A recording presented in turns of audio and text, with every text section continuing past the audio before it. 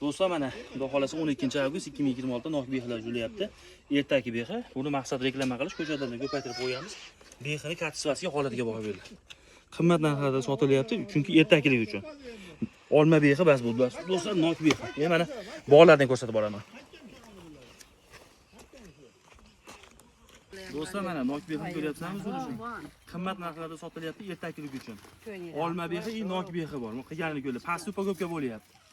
Nomerlar qoldirib qo'yaman, ko'chatlarga aloqa qilishlarga. Mana bog'da ham ko'rsatib qo'yim, deya o'zingizlar. Keling.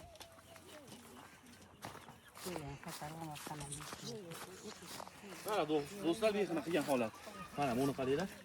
O'ta hosildorlik yuqori. Ertaki behilarga talab kuchayib ketdi. Ertaki narsalar pul bo'lyapti. Yaqinroq olib beravering ularni. Mana do'stlar, behi. Sog' bo'linglar. Ko'chatlarga nomerlar qoldiraman. Bemalol aloqa qilishlaring mumkin. Mana 6 tashali bog'ida turibmiz. To'rga 4 qiymatda qilinaveradi do'stlar. Mana. Like bosamiz.